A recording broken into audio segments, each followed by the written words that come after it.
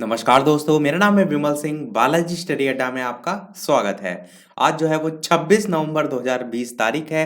कल 25 नवंबर 2020 तारीख को आपका डीएलएड सेकेंड सेमेस्टर 2020 का मैथ का दोबारा से पेपर जो है वो हुआ था। तो आज हम उसी का सॉल्यूशन देखेंगे। कल एक्चुअल में मुझे समय नहीं मिल पाया था किसी कारणवश, इसलिए मैं आज आपको पेपर सॉल्यूशन करा रहा हूं। तो चलिए शुरू करते हैं आपके बहुविकल्पी यानी कि वस्तुनिष्ठ प्रश्न से। सबसे पहला प्रश्न आपका आया था 0.00001। इस टाइप से इसका वर्ग रूप मैंने आपको पहले ही बताया था कि इस टाइप का एक प्रश्न अवश्य आता है। तो आपको बेसिक क्या करना था, इसका वर्गमूल निकाल लेना था या क्या दूसरा तरीका कर सकते थे, ये जो ऑप्शन दे रखे थे इनका आप स्क्वायर चेक कर सकते थे। तो ये जो दूसरा वाला आपका ऑप्शन है, इसका आप स्क्वायर करेंगे तो आपको यही संख्या प्राप्त होगी, यानी कि दूसरा वाला आपका ऑप्शन बिल्कुल सही हो जाएगा। दूसरा प्रश्न देखते हैं। अगला प्रश्न आपका कह रहा है कि 3/-4 माइनस 5/-4 और इस प्रकार से आपका दे रखा है और इसका मान आपको निकालना है। तो आप इसे अलग से लिख भी सकते हैं, जैसे 3/-4 लिखिए और माइनस लिखिए, और ऊपर भी -5 है, नीचे भी -4 है, तो माइनस से माइनस को काट दीजिए। जब ऊपर नीचे दोनों में ही माइनस है और माइनस का चिन्ह लगा है, माइनस ऑलरेडी है, तो -5/4 आपका यहाँ तक आ जाएगा। फिर आप क्या करेंगे, 4 इधर भी है माइनस का और ये वाला 4 है, यानी कि ये वाला माइनस आप ऊपर के साथ भी ले सकते हैं। इन दोनों 4 का आप क्या कर लीजिए, एलसीएम ले लीजिए। ये जो आपका मैं फिर से लिख देता हूँ ताकि आपको सारी चीजें समझ में भी आए। खाली मैं यहाँ पर सॉल्यूशन ही आपको ना कराऊं, चीजों को समझाता भी रहूं। 3/4 है, ये माइनस ऊपर, फिर -5/4। आप 4 का एलसीएम लेंगे तो आपका 4 ही आएगा। 4 एक अनंतन, तो ऊपर 3 आएगा माइनस का, और ये माइनस का 5। तो इसको सॉल्व करेंगे तो माइनस दोनों जो वैल्यू है, -5 और -3, आपका माइनस का 8 होगा और बटे में 4 आपका आएगा। 4 से काटेंगे, 4 एक नम 4, 4 दूनी 8 और ये माइनस का चिन्ह भी, यानी कि -2 आपका आंसर चौथा वाला आपका ऑप्शन बिल्कुल सही हो जाएगा। तीसरा प्रश्न कह रहा था कि निम्न में से 80 और 90 के बीच अभाज्य संख्याएं कौन सी हैं। इसके लिए सबसे पहले आपको पता होना चाहिए अभाज्य संख्याएं होती कौन सी हैं। तो अभाज्य संख्याएं वे संख्याएं होती हैं जो 1 से कटे या तो स्वयं से कटे। अब 80 और 90 के बीच में आप कहेंगे 81 है, कहेंगे नहीं, क्योंकि 9 से ये संख्या कट रही है, तो 9 9 81, तो 81 वाले पहला दूसरे दोनों ऑप्शन कट जाएंगे। फिर 83 और 87 है और 89 है, तो आप 83 तो दोनों ऑप्शन में देख रहे हैं, तो 87 और 89 में देख लीजिए कौन सी संख्या कट रही है। तो 87 आप किससे काटिए, 3 से काटिए, 3 दूना 6 होगा, 2 उधर जाएगा, 27, तो 3 9 जा 27, 39 बार में आपका 3 से कट जाएगा, यानी तीसरा ऑप्शन भी नहीं होगा। चौथा वाला आपका ऑप्शन बिल्कुल सही हो जाएगा। 80 और 90 के बीच में 83 और 89 जो है आपका बिल्कुल हो जाएगा। चौथा प्रश्न देखते हैं। 6 की अनुवर्ती संख्या आपसे पूछी गई थी और 6 की अनुवर्ती प्राकृतिक संख्या पूछी गई थी। तो बहुत ही इजी प्रश्न आया था, 6 की अनुवर्ती प्राकृतिक संख्या। तो आप क्या कहेंगे, 6 अनुवर्ती मतलब होता है उसके बाद वाली संख्या, और पूर्ववर्ती मतलब होता है उससे पहले वाली संख्या।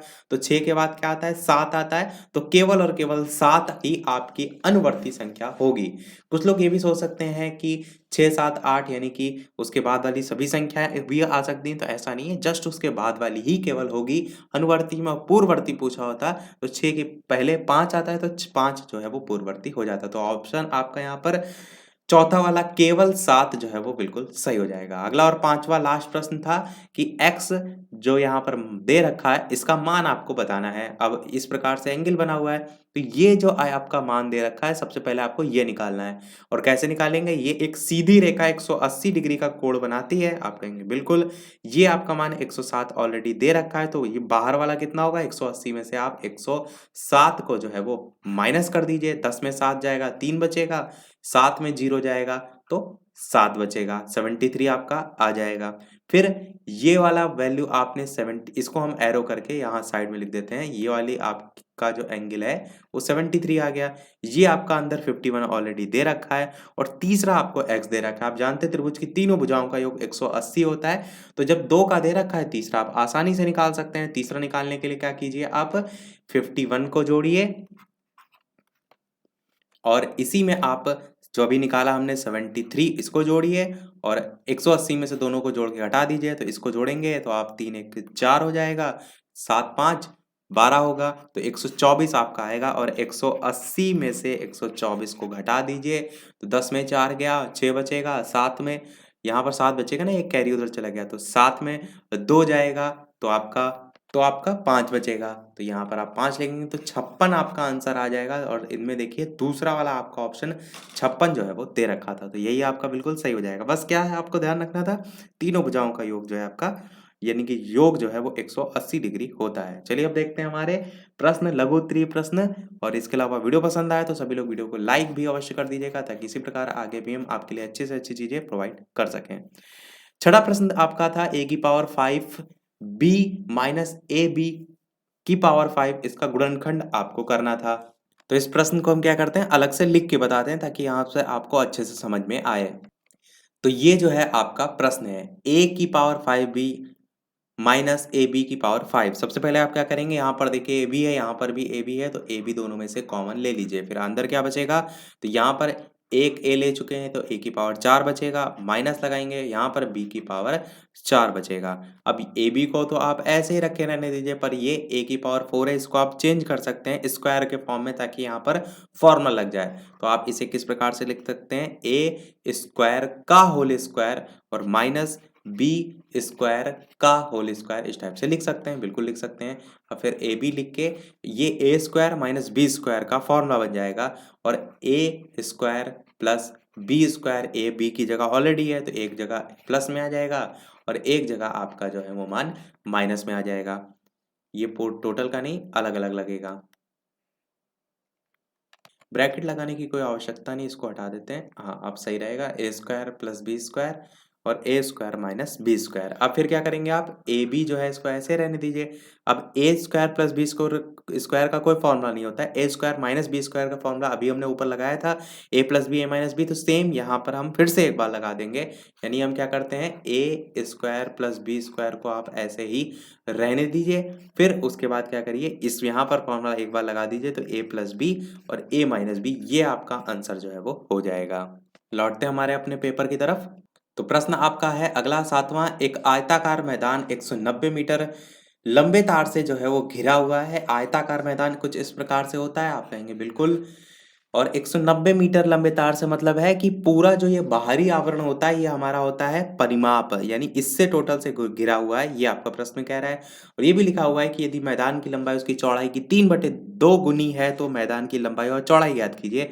तो मैदान की लंबाई उसकी चौड़ाई की जहां पर ये 3/2 गुनी लिखी है, तो आप क्या कीजिए, एक को x मान लीजिए, यानी आप क्या करिए, मैदान की चौड़ाई को क्या मान लीजिए, x मान लीजिए। तो जो इसकी लंबाई होगी वो आपकी 3/2x हो जाएगी, क्योंकि यही प्रश्न आपकी शर्त दे रखी है।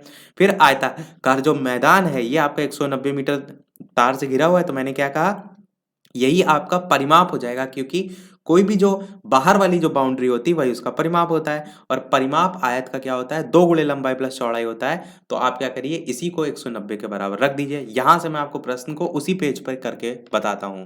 तो प्रश्न में था आयताकार जो मैदान है, तो हम लिख सकते हैं पूरा पूरा, आपको तो पूरा डिटेल में लिखना था, मैं डायरेक्ट लिख देता हूँ फॉर्मूला के आधार पर कि 2 गुणे लंबाई प्लस चौड़ाई, LB शॉर्ट में मैंने लिख दिया है, बराबर किसके होगा, प्रश्न में 190 दे रखा था। और लंबाई और चौड़ाई मैंने आपको मान के बताई कि 2 गुणे लंबाई आपकी x होगी और जो चौड़ाई है वो 3/2x होगी, और बराबर आपका कितना आएगा, 190। बस इसको आपको सॉल्व करना था। तो यहाँ पर सबसे पहले क्या करेंगे, आप एलसीएम ले लीजिए, यहाँ पर 1 मान के मैं आपको डायरेक्ट ही बता देता हूँ। तो यहाँ से आपका जो निकल के आएगा वो आएगा 190, x की जो वैल्यू है वो निकल कर आएगी 190/5। यहाँ से आपको सिंपल सॉल्व करके x की वैल्यू निकालनी है। इसे आप काटेंगे 5 से, तो 5 तियाँ 15 होगा और 4 इधर जाएगा, 5 8 जा 40 होगा, 38 मीटर आपका आंसर यहाँ से आएगा। और ये क्या आपका निकल कर आया है, ये x का मान निकल के आया है। जबकि हमने जो x था वो क्या माना था, वो हमने x प्रश्न में माना था, जो भी मैदान दे रखा था उसकी चौड़ाई मानी थी हमने। तो ये प्रश्न में जो 38 निकली है ये चौड़ाई निकली है, और लंबाई हमने मानी थी 3/2x। तो यहाँ पर आप x की वैल्यू रखेंगे, यानी कि 3/2 गुणे 38 आप इस प्रकार से करेंगे, 2 से काटेंगे तो 2 एकम नम 2 और उधर 1 जाएगा तो 2 नवा 18, 19 गुणे 3 आप करेंगे तो आपका 57 मीटर होता है, यानी कि आपकी यहाँ से लंबाई जो है वो 57 मीटर आएगी और जो चौड़ाई है वो आपकी पहले ही आ गई थी 38 मीटर। तो ये दोनों आपके आंसर जो है वो हो जाएंगे। वापस से लौटते हैं हमारे अपने प्रश्न की तरफ। अगला प्रश्न आपका कह रहा है कि 8x प्लस 21/4 बराबर 36, 3x प्लस 36 नहीं, आपका 3x प्लस 6 है, तो इसको हल आपको करना है। तो बहुत ही आसान सा प्रश्न है, आप इसको भी सेम वैसे सॉल्व करेंगे जो मैंने अभी अधूरा पीछे छोड़ के आपको डायरेक्ट बता दिया आंसर। यहाँ पर आप 1 मान लीजिए, यहाँ पर आप 3x प्लस 6 कर लीजिए। अब यहाँ पर जो 4 है, 1 और 4 का एलसीएम, या एलसीएम लेने की कोई आवश्यकता भी नहीं है क्योंकि यहाँ पर x की वैल्यू दे रखी है 8x, यहाँ पर 3x है। तो आप क्या करिए, इस 3x को बराबर के इधर लाइए, तो 8x जो है उसमें से 3x आपका माइनस हो जाएगा, तो आपका क्या आएगा 5x आएगा, और बराबर 21 को आप बराबर के उधर ले जाइएगा, उधर आपका जो है वो 6 दे रखा था ऑलरेडी, और उधर ले जाएंगे तो माइनस का 21 होगा, तो 6 माइनस 21 होगा और यहाँ पर आपका 5x होगा। अब ये आपका माइनस होने के बाद कितना आएगा 21 में से, नहीं 21 के साथ बटे में 4 भी है, मैं इसको अलग से ही आपको बता दूंगा आगे क्वेश्चन, क्योंकि यहाँ पर फिर समझ में नहीं आएगा आपको। तो 6/1 माइनस 21/4, अब आप इसका क्या लेंगे, एलसीएम लेंगे, इसको रफ करके हम अलग से लिख देते हैं। तो आपका इसको सॉल्व करने पर 5x एक साइड था और बराबर में आपका आएगा 6 माइनस 21/4 था, एलसीएम आप 4 लेंगे तो ऊपर आ जाएगा 24 और माइनस फिर 21 और बटे में 4, 24 में 21 घटाएंगे आपका 3 बचेगा, बटे में 4, यानी कि 5x की वैल्यू आपकी 3/4 आएगी। अब इस x की वैल्यू निकालने के लिए इस 5 को आप क्या करेंगे, इधर बटे में ले जाएंगे, यानी कि तिर्यक इस टाइप से गुणा करते हैं ना, तो 5 बटे में आएगा तो इसके साथ 5 मल्टीप्लाइड हो जाएगा, तो x की वैल्यू क्या आ जाएगी 3/5 यानी कि 3/20 जो है यहाँ से आपकी x की वैल्यू जो है वो निकल आएगी। तो आपका आंसर 3/20 जो है वो हो जाएगा। सारी चीजें रफ करते हैं, अगला प्रश्न देखते हैं। हमारा प्रश्न यहाँ पर काफी अति लघु के हिसाब से लंबे रखे गए हैं, क्योंकि ऐसे प्रश्न आपके अति लघु में नहीं आते, लघु में आ सकते हैं, क्योंकि आगे फिर लघु में वैसे समय लग जाएगा, फिर 1 घंटे में आप पेपर नहीं कर पाएंगे। देखते हैं हमारा अगला प्रश्न क्या है, हल कीजिए। x प्लस 2y बराबर 7 दे रखा है, 2x प्लस वाई बराबर 5 दे रखा है, इस टाइप से दो समीकरण दे रखे हैं और आपको हल करना है। और जो ये 1 2 लिखा हुआ है, ये समीकरण लिखा हुआ है, ये पहला दूसरा समीकरण। तो इसे सॉल्व करने के क्या तरीके होते हैं, पहला ये होता है कि आप इन दोनों समीकरण को बराबर कर लीजिए, या तो x की वैल्यू या तो y की वैल्यू। तो आप क्या कर लीजिए, समीकरण 1 जो दे रखा है इसको 2x बना लीजिए, x ऑलरेडी है, तो 2x करने के लिए 2 से आप पूरे समीकरण को गुणा कर दीजिए, तो 2x हो जाएगा, फिर प्लस लगाएंगे, 2y में 2 से गुणा करेंगे तो 4y हो जाएगा, और बराबर में 7 से गुणा करेंगे 2 से तो 14 हो जाएगा। और नीचे वाला जो समीकरण है उसको ऐसे लिख दीजिए 2x और ये प्लस ये y और बराबर में 5।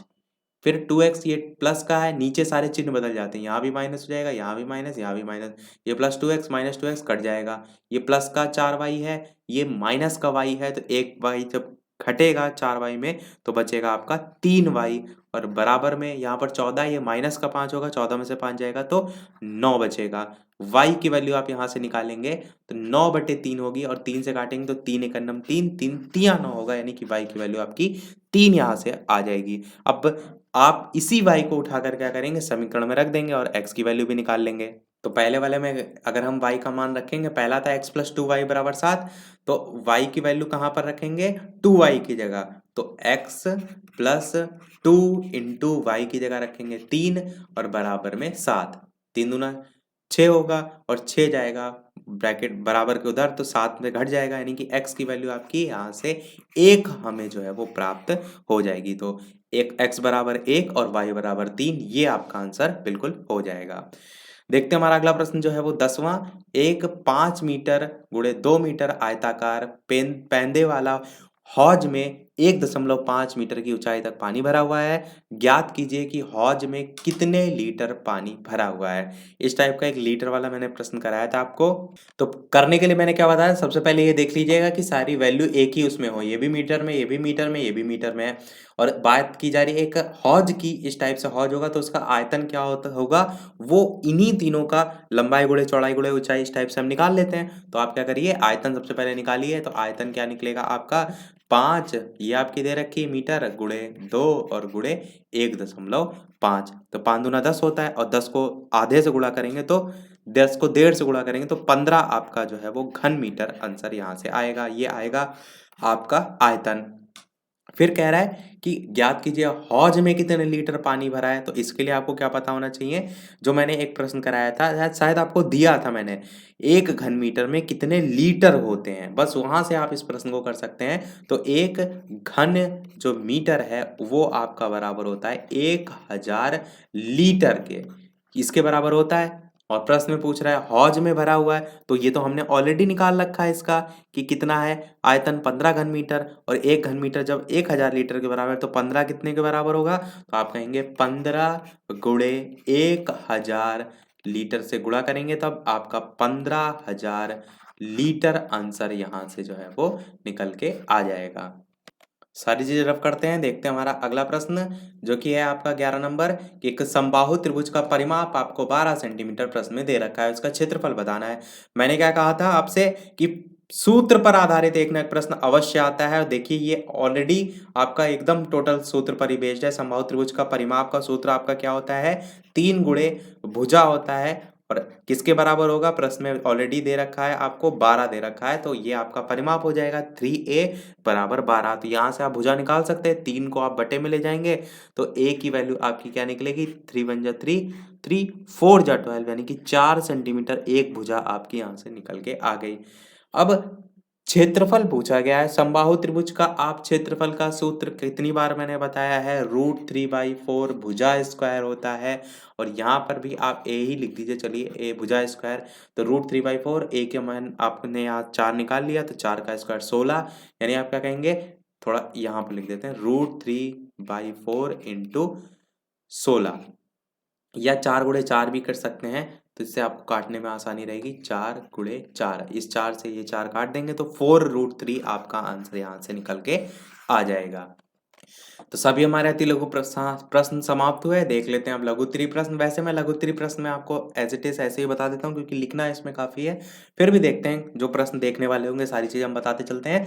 12 नंबर प्रश्न है कि 3 विभिन्न चौराहों पर आवागमन सूचक बत्तियां क्रमशः 48 सेकंड, 72 सेकंड, 108 सेकंड के बाद बदलती हैं, और बताना है कि यदि वे 8:20 पर एक साथ बदलें तो पुनः एक साथ कब बदलेंगी। बहुत बार ये कॉम्पिटिशन लेवल पे प्रश्न पूछा जाता है, रिपीट होता है बार बार, मैंने पहले कहा था एक ना एक प्रश्न आपको इस टाइप के देखने को मिलते हैं। तो इस टाइप से प्रश्न या इस टाइप के कोई भी प्रश्न आते हैं उनको करने का तरीका ये होता है कि जो संख्याएं आपकी दे रखी हैं उनका आपको एलसीएम निकालना होता है। एलसीएम क्यों निकालते हैं, एलसीएम इसलिए निकालते हैं कि एक कॉमन नंबर हमको ढूंढना होता है जो कि आपका यहाँ पर बात की जा रही है, जैसे कि 48, 72, 108, इसका आप जो एलसीएम निकालेंगे तो एक कॉमन नंबर होगा जो सभी संख्याओं से कटेगा। तो 48, 72 और 108 का एलसीएम तो आप निकाल ही सकते हैं, मैं डायरेक्ट आपको बताता हूँ। एलसीएम आपका यहाँ से निकल कर आएगा 432 निकल कर आएगा। तो ये जो 432 निकल के आया, ये एक ऐसी संख्या है जो कि तीनों संख्याओं से कटेगी। और इस टाइप के प्रश्न ऐसे आते हैं घंटियों पर आधारित कि इतनी बार बजी तो पुनः कब बजेगी, तो कॉमन नंबर लेने पर क्या होता है वो बार बार रिपीटेशन को दर्शाता है। तो 432 जो ये आया ये आपका सेकंड आया है। आपको क्या बताया गया है कि यदि 8:20 पर एक साथ बदलें तो फिर कब बदलेंगी, तो इसके लिए आप क्या करिए, इसको मिनट में चेंज कर लीजिए ताकि आपको यहाँ पर जोड़ने पर आसानी रहे। तो 432 सेकंड को मिनट में चेंज करने के लिए 60 से आप भाग दे सकते हैं, तो आपका यहाँ पर निकल के आएगा 7 मिनट और साथ ही साथ 12 सेकंड, ये आपका आएगा। अब इस 7 मिनट 12 सेकंड को आप इस 8:20 में जोड़ दीजिए, तो 8:20 में 7 मिनट आप जोड़ेंगे तो आपका वही आ जाएगा 8:27 और 12 सेकंड। 20 में आप 7 जोड़ेंगे तो 27 हो जाएगा, 12 सेकंड ऑलरेडी रहेगा, तो ये आपका जो है वो आंसर हो जाएगा। तो इस टाइप के घंटियों पर बहुत आते हैं, यहाँ पर तो देखिए सूचक बत्तियां पूछी गई, घंटियों पर आधारित पूछे जाते हैं। आपको आगे यूपी टेट, सुपर टेट काफी एग्जाम्स देने हैं, तो अपनी तैयारी पहले से अच्छी रखिए। अगला प्रश्न देखते हैं हमारा 13 नंबर प्रश्न कह रहा है कि चारों पहियों की परिधियां जो है वो क्रमशः 50 सेंटीमीटर, 60 सेंटीमीटर, 90 सेंटीमीटर और 100 सेंटीमीटर लंबी है। कम से कम कितनी दूरी चलने में चारों पहिए साथ साथ पूरे चक्कर लगाएंगे। तो यहाँ पर भी क्या है, एक कॉमन नंबर की बात की जा रही है और कम से कम बात की जा रही है, यानी कि लीस्ट कॉमन फैक्टर की बात की जा रही है। तो आप 50, 60, 90 और 100 इन चारों का एक साथ एलसीएम निकाल लीजिए। एलसीएम आपका इसका 900 जो है वो आएगा। 900 ऐसी संख्या होगी जो 50 से भी कटेगी, 60 से भी कटेगी, 90 से भी कटेगी और 100 से भी कटेगी। एलसीएम वगैरह आप सभी को निकालना आता है, तो मैं बेसिक तरीके से आपको बता रहा हूँ कि कैसे आपको करना है और क्या आंसर आएगा। तो 900 आपका लासा निकल कर आएगा। तो आप क्या कहेंगे कि पूछा गया ना कम से कम कितनी दूरी चलने में चारों पहिया एक साथ जो है वो पूरे पूरे चक्कर लगाएंगे। तो आप कहेंगे 900 सेंटीमीटर चलने पर जो है वो चारों पहिए साथ साथ पूरे चक्कर लगाएंगे।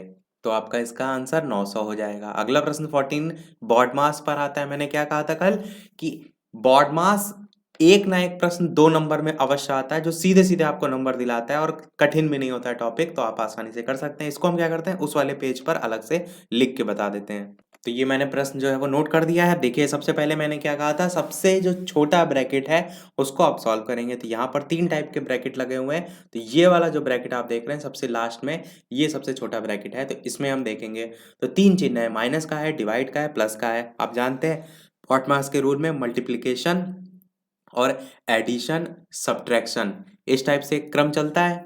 पर इन सबसे पहले डिवीजन आता है, यानी कि डिवाइड सबसे पहले आप करेंगे। तो 60 जो है यहाँ पर डिवाइडेड 4 है, 4 से आप कितनी बार में ले जाएंगे, 15 बार में जाएगा। 15 चौके 60 होता है। आप इसको लिख लीजिए 72 डिवाइडेड, इस प्रकार से ब्रैकेट 38 माइनस ये वाला ब्रैकेट, फिर 30, फिर माइनस, और इस वाले ब्रैकेट में ही हम सारी चीजें देखेंगे और एक सबसे बड़ा ब्रैकेट। तो हम यहाँ देखेंगे ये इसको डिवाइड करने पर क्या आएगा, 15 आएगा, फिर प्लस का 5 आएगा और फिर 31 माइनस का आएगा। अब एडिशन सब्ट्रैक्शन में सबसे पहले एडिशन आता है। तो आप क्या करेंगे, प्रश्न में आपका एडिशन नहीं है, ये आपका मल्टीप्लिकेशन दे रखा है। इसको सही कर लेते हैं, ये आपका मल्टीप्लिकेशन दे रखा है, तो ये भी आपका मल्टीप्लिकेशन ही होगा। हाँ, तो मल्टीप्लिकेशन और माइनस में आपका क्या सबसे पहले होगा, तो आप कहेंगे मल्टीप्लाई पहले होगा। 15 पंचे कितना होता है, 75 होता है आपका।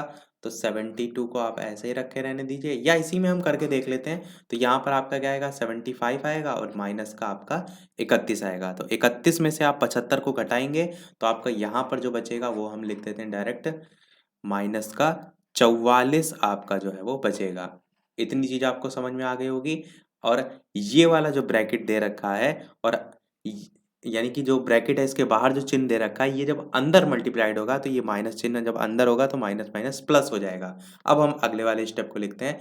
तो 72 आप ऐसे लिखेंगे, डिवाइडेड का चिन्ह लगाएंगे, सबसे बड़ा ब्रैकेट, फिर लिखेंगे 38 माइनस, फिर मंझला ब्रैकेट, उसके बाद लिखेंगे 30, फिर यहाँ पर प्लस हो जाएगा ब्रैकेट में, अंदर माइनस जब मल्टीप्लाइड होगा और आपका अंदर 44 हो जाएगा, और ये वाला ब्रैकेट। अब फिर आप क्या करिए, 30 और 44 को जोड़ लीजिए क्योंकि यही ब्रैकेट ही है आपका। तो 40, 50, 70, 74 होगा आपका। तो यहाँ पर लिखेंगे 74, ये आपका माइनस होगा, और यहाँ पर होगा 38, और ये आपका ब्रैकेट लास्ट वाला बचेगा, और 72 का आपका डिवाइड में बचेगा। अब क्या करिए, 38 जो है माइनस 74 का घटाएंगे तो आपका माइनस में मान आएगा, और माइनस में यहाँ पर 36 आएगा। 8 में 4 गया 6, हाँ 36 आएगा। फिर 72 आपका ये है और यहाँ पर डिवाइडेड में है, तो इसको आप ब्रैकेट में ही रखिए ताकि आपको सही चीज़ें समझ में आए। डिवाइडेड में तो ये 36 बटे में आएगा, यानी आपका यहाँ से क्या निकल के आएगा, 72 बटे माइनस का 36, या आप इस माइनस को बीच में लगा सकते हैं इस टाइप से। अब काट लीजिए, 36 एकम 36, 36 दूना 72 होता है, यानी कि माइनस का 2 आपका आंसर यहाँ से बिल्कुल सही हो जाएगा। वापस से लौटते हैं हमारे प्रश्न की तरफ। प्रश्न है आपका अगला 15वां कि वह बड़ी से बड़ी संख्या आप बताइए जिसमें 49, 59 और 109 इनसे भाग देने पर क्रमशः 1, 3 और 5 शेष रहे। तो इस टाइप के प्रश्न जो आपकी लैंग्वेज लिखी हुई बस उसी के अकॉर्डिंग चलना है। कह रहा ना कि बड़ी से बड़ी संख्या बताई जो इनसे भाग देने पर ये शेष बचे, यानी कि यदि बात की जाए 49 तो इसमें आपका कितना शेष बचना चाहिए, 1 शेष बचना चाहिए। यानी कि आपका 49 में आप क्या करेंगे, 1 को घटाएंगे, मतलब 48 आपका विभाजित जो है वो कह सकते हैं वो संख्या हो रही होगी। 59 में सेम चीज यही देखेंगे तो इसमें भी 3 शेष आपका बात की जा रही है, तो यहाँ पर आपका घटाकर आएगा 56। सेम 109 में भी आप देखेंगे तो यहाँ पर भी 5 शेष रहे, तो 109 में 5 घटाएंगे तो 104 आपका आ जाएगा। अब क्या करना है आपको, बड़ी से बड़ी संख्या पूछा जा रहा है, तो आप इन तीनों का क्या कर लीजिए, HCF मासा जो है वो निकाल लीजिए, क्योंकि प्रश्न में क्या कह रहा है, बड़ी से बड़ी संख्या, और HCF क्या होता है, हाईएस्ट कॉमन फैक्टर होता है। तो 48, 56 और 104 का आप क्या कीजिए, HCF निकाल लीजिए। तो आपका 2 गुणे 2 गुणे 2 आपका 8 जो है वो निकलेगा। 2 गुणे 2 गुणे 2 2 टू 4 टू 8, 8 जो है आपका यहाँ से आंसर आएगा। डायरेक्ट मैंने आपको बता दिया, तरीका मैंने आपको पूरा बता दिया। अगला प्रश्न 16 कह रहा है कि रमेश जो है उसकी आयु अपने पुत्र राहुल की आयु से 4 गुना है। 5 वर्ष पहले रमेश की आयु राहुल की आयु से 9 गुना थी। रमेश की वर्तमान आयु बताइए। तो बस सिंपल सा x मान के कर लीजिए। आप क्या करिए, जो रमेश है इसकी जो पुत्र है उसके राहुल की आयु लिखा है ना कि उसकी 4 गुना है। रमेश की आयु अपने पुत्र जो है वो राहुल की आयु से 4 गुना लिखा हुआ है। तो आप क्या करिए, रमेश की आयु को मान लीजिए। कितना मान सकते हैं आप, 4x मान सकते हैं। क्यों, क्योंकि 4 गुना की बात की जा रही है ना, तो आप रमेश के पुत्र राहुल की आयु अगर x मानेंगे तभी तो ये इसकी 4 गुना होगी जाकर। तो आप क्या कहेंगे कि रमेश के पुत्र राहुल की आयु माना x, और तो आपकी जाहिर सी बात है प्रश्नानुसार आप लिख सकते हैं कि रमेश की आयु 4x होगी। फिर अब प्रश्न में कह रहा है 5 वर्ष पहले रमेश की आयु राहुल की आयु से 9 गुना थी, यानी कि आप लिखेंगे 5 वर्ष पहले, तो पुत्र की आयु कितनी थी, x माइनस 5, 5 वर्ष पहले होगी। और रमेश की आयु कितनी होगी, लिखा है ना 5 वर्ष पहले रमेश की आयु राहुल की आयु से 9 गुना। तो आप क्या करेंगे, तो प्रश्नानुसार करके आप जो है स्टेटमेंट के तौर पर लिख लीजिए। इसको हम रफ करके लिखते हैं डायरेक्ट कि 5 वर्ष पहले रमेश की आयु, तो इसको हम क्या लिख सकते हैं, 4x माइनस 5 बराबर उसकी राहुल की आयु से 9 गुना थी। तो 9 गुना आपका x माइनस 5, ये दोनों हमने पहले ऊपर मानी थी। पुत्र की आयु x माइनस 5 मानी थी और उसकी रमेश की आयु मैंने ऊपर दोनों ही बता दी थी। अब इसको आप सॉल्व करके x का मान निकाल लीजिए। तो 4x माइनस 5 बराबर 9 को अंदर मल्टीप्लाई करेंगे तो 9x, और माइनस 5 9 जा 45, 45 यहाँ पर आएगा। अब इस 4x है यहाँ पर 9x है, 4x उधर जाएगा तो आपका माइनस हो जाएगा, उधर जाकर 9x माइनस 4x, और ये जो 45 है ये बराबर के इधर आएगा। तो माइनस का 5 यहाँ पर ऑलरेडी है और प्लस का 45 जो है वो आएगा। 45 जो है आपका प्लस का आएगा। तो आपका प्लस का 45 ये एक साथ मैंने लिख दिया, इसको उधर कर प्लस हटा देते हैं। 45 आपका इधर माइनस में है तो इधर में आएगा तो प्लस में हो जाएगा, और साथ में माइनस का 5, इस टाइप से आप लिख दे सकते हैं। अब 45 में से 5 घटेगा तो आपका 40 बचेगा, और इधर 5x बचेगा, 9x में से 4x जाएगा तो कितना आपका आएगा, 5x बराबर 40। 5 से काटेंगे तो 5 8 जा 40 होता है, तो x का मान आपका 8 यहाँ से निकल के आ जाएगा। तो ये x आपका जो निकल के आया ये क्या है, ये आपकी पुत्र की आयु, क्योंकि हमने स्टार्टिंग में पुत्र की तो आयु x मानी थी। तो यहाँ से आप क्या करेंगे कि लिखेंगे कि अतः पुत्र की आयु बराबर 8 वर्ष। पर प्रश्न में आपसे पुत्र नहीं पूछा गया था, आपसे रमेश की आयु पूछा गया था, और रमेश की आयु हमने उस बताई कि उसकी राहुल की आयु से 4 गुना थी, यानी 4x मानी थी। तो यहाँ पर आप x की वैल्यू रख देंगे, तो 4 गुणे 8 करेंगे, 4 8 जा होता है आपका 32 वर्ष। तो 32 वर्ष आपका जो है वो सही हो जाएगा। और इस टाइप के प्रश्नों को मैंने दूसरा तरीका भी आपको बताया था, वो था हम संख्या एज्यूम करके इन्हीं जो ऑप्शन में लाइनें दे रखी हैं उन पर पुट करके भी देख सकते हैं, पर डीएलएड के लेवल पर यही आपका तरीका होता है, इसलिए हम इस तरीके से बता रहे हैं। अगला प्रश्न देखते हैं, और वीडियो को सभी लोग लाइक और शेयर अवश्य करते रहिएगा। आपके लिए यहाँ पर सारी चीज़ें अच्छे से अच्छे प्रोवाइड कराई जाती हैं ताकि आपका ही आगे आने वाले पेपर के लिए अच्छे से अच्छी प्रिपरेशन हो, और साथ ही साथ वीडियो को शेयर भी अवश्य करते रहिएगा ताकि सभी छात्रों तक वीडियो भी पहुंचते रहे।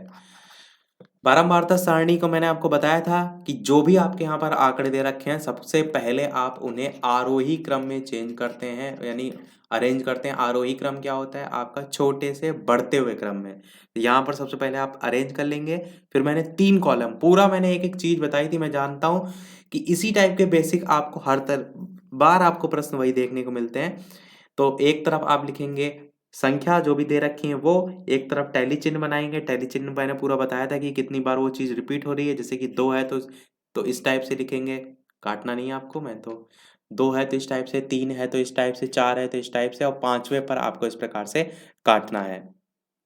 पर यहाँ पर कोई संख्या आई थिंक 5 बार रिपीट नहीं हुई है, तो आप जो भी है जितनी बार उतनी बार लिखते जाएंगे। लास्ट में आपका का एक कॉलम बनेगा बारंबारता वाला, जिसमें आप लिखते जाते हैं कि वो संख्या कितनी बार आई है और उसी के आधार पर जोड़ते हुए नीचे चले जाते हैं।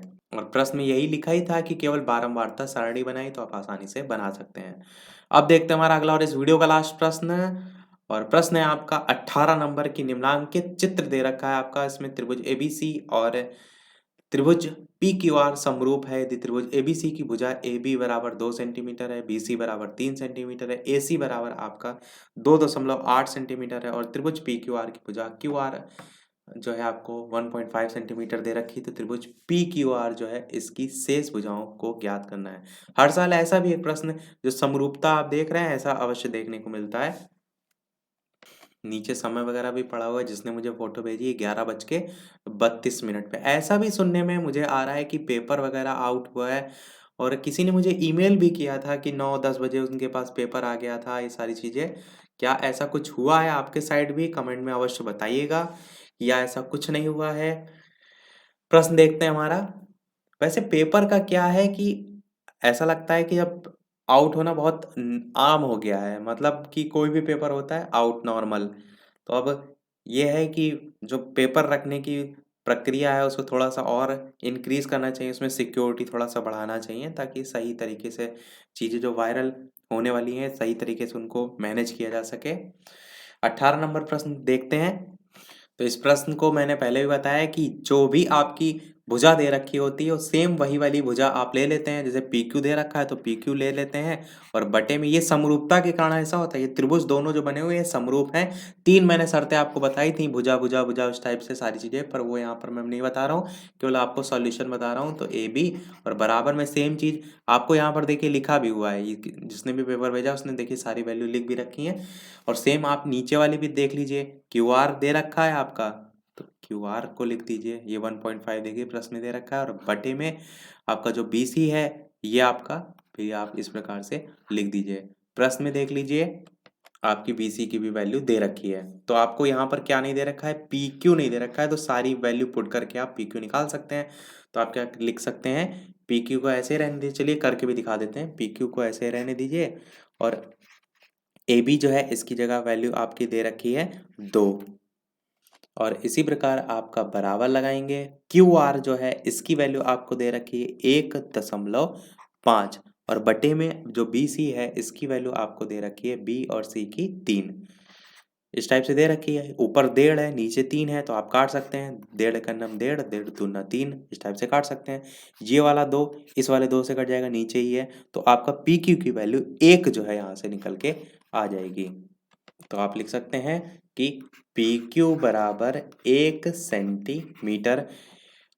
अब इसको हम सारी चीज़ें रफ कर देते हैं। सेम हम क्या प्रोसेस फॉलो करेंगे इधर वाले त्रिभुज के लिए भी, क्योंकि यहाँ पर हमें पी आर जो है ये भी चाहिए। तो हम क्या लिखेंगे, पी आर बटे सेम यही वाली बाहर वाली लेंगे ए सी बराबर, फिर सेम नीचे वाला लेंगे जैसे हमने उस पहले वाले में लिया था। तो पी और क्यू हो जाएगा जो हमने अभी निकाला, पी क्यू और साथ में इसी की वाली भुजा ए बी। तो बस इसमें सब मान रख दीजिए। पी आर की वैल्यू आपको कितनी दे रखी है, पी आर की वैल्यू आपको निकालनी है तो इसको ऐसे रखेंगे। ए सी जो है इसकी वैल्यू कितनी दे रखी है, बाहर 2.8 दे रखी है। बराबर में पी क्यू जो है इसकी वैल्यू कितनी दे रखी है, पी और क्यू की वैल्यू आपको यहाँ पर प्रश्न में नहीं दे रखी है। नहीं, पी क्यू की वैल्यू तो हमने निकाल ली है ना, हमने अभी तो निकाली, इसकी 1 निकाली, 1 रख दीजिए। ए बी की वैल्यू कितनी दे रखी है, 2 दे रखी है। इसको सॉल्व कर लीजिए। तो आप क्या करेंगे, तो आप इसे 2 से काट सकते हैं। 2 एकन्नम 2, इसे काटेंगे तो 2 एकन्नम 2, दशमलव को ऐसे लगे 2 चक्कू 8, 1.4 आपकी ये ऊपर चला जाएगा। तो पी आर की वैल्यू 1.4 सेंटीमीटर यहाँ से निकल के आ जाएगी। तो ये दोनों आंसर आपके हो जाएंगे। एक चीज मैं आपको और बता देता हूँ, डीएलएड तृतीय सेमेस्टर का पूरा कोर्स मैथ सब्जेक्ट से लेकर के हर एक सब्जेक्ट का फर्स्ट डिवीजन एमसीक्यू एक एक चीज मैं आपको करा चुका हूँ, जो आप आगे पढ़ेंगे, आपके पास अभी समय है, जब भी आपके पास समय हो सारी चीज़ें देखते हुए चलिए। 4th सेमेस्टर की भी सारी चीज़ें पड़ी हुई हैं, आपको कहीं कुछ कहीं ढूँढने की, कोई किताब खरीदने की ज़रूरत नहीं है, आराम से कान में लीड लगाइए और सभी जो भी एमसीक्यू क्वेश्चन हैं या वन लाइनर क्वेश्चन है उनको जो है वो देखते हुए चलिए। और कोई चीज़ ना मिले तो आप मुझे फ़ेसबुक पर बालाजी श्री अड्डा सर्च करके मैसेज कर सकते हैं और साथ ही साथ मेरी ईमेल आईडी भी अबाउट सेक्शन में उस पर भी ईमेल कर सकते हैं। तो इसी के साथ हमारा पूरा पेपर कंप्लीट हुआ। आपका ओवरऑल कैसा क्या पेपर रहा? इसके साथ-साथ कितने क्या नंबर आ रहे हैं, वीडियो के मेन कमेंट में टाइप करके अवश्य बताइएगा और पेपर आउट वाली जो न्यूज़ आ रही है, उसका क्या सीन है, वो भी आप अवश्य बताइएगा। तो फिर मिलते हैं अगले वीडियो में। वीडियो पसंद आया हो तो लाइक अवश्य कीजिएगा, चैनल पर नए हो तो सब्सक्राइब ज़रूर कीजिएगा। मिलते हैं अगले वीडियो में नए टॉपिक के साथ। तब तक के लिए नमस्कार। Thank you for watching.